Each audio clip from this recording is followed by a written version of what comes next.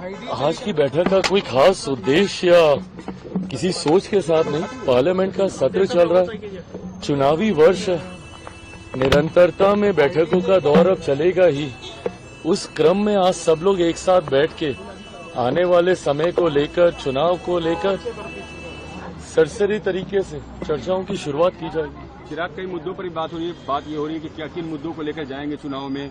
जिस तरीके से विपक्ष और तेजस्वी मुख्यमंत्री को लेकर हमलावर हैं, भी स्ट्रेटजी बनेगी। बिल्कुल तमाम रणनीतियां तय की जाएंगी और जैसे मैंने कहा कि अभी चुनाव आते आते तक बहुत से ऐसे विषय हैं जिस पे बैठ के चर्चाएं होंगी। क्या रणनीति होगी चुनाव में, क्या किस सोच के साथ हम लोग जाएंगे, क्या क्या हमारे पॉइंट्स होंगे, सरकार की उपलब्धियां कैसे जनता के बीच रखी जाएंगी। एंड देन डेफिनेटली जो आप सबके मन में सवाल चलते ही रहते हैं सीट शेयरिंग को लेकर कि किसके खाते में कितनी सीटें, इन तमाम विषयों को लेकर चर्चा होगी। बट आज कोई बहुत ज्यादा महत्वपूर्ण एजेंडा ओरिएंटेड चर्चा हम लोग करने जा रहे हैं। सत्र चल रहा है, तमाम सांसद एनडीए के बिहार से जो आने वाले हैं वो सब सत्र के लिए दिल्ली में ही मौजूद हैं, तो सब एकजुट होकर एक साथ बैठेंगे। जेपी नड्डा भी आज शामिल हो रहे हैं। बिहार की जीत को अगर आप बोलें तो ये मैं दावे के साथ कह सकता हूं कि इस बार एक ऐतिहासिक जीत।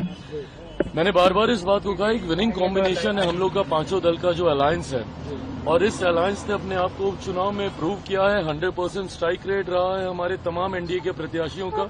जो 4 विधानसभा में उपचुनाव हुए थे वो कहीं न कहीं दर्शाता है इस बात को कि एक बड़ी जीत की ओर हम लोग अग्रसर हो रहे हैं। 225 से ज्यादा सीटें मैं मानता हूं। बिहार में घूम रहा हूं, अलग अलग जिलों में अलग अलग विधानसभाओं में कार्यक्रम हो रहा है। परसों गया में हम लोग की सभा थी, अगर उसकी तस्वीरें आप देखें, जो उत्साह है लोगों के बीच इस गठबंधन को लेकर, एनडीए को लेकर, मैं मानता हूं एक बड़ी जीत की ओर एनडीए अग्रसर हो। कह रहे हैं मैं 225 सीटें कह रहा हूं, उससे ज्यादा तो आप सोच लीजिए कि अब विपक्ष के पास कितनी बचेंगी।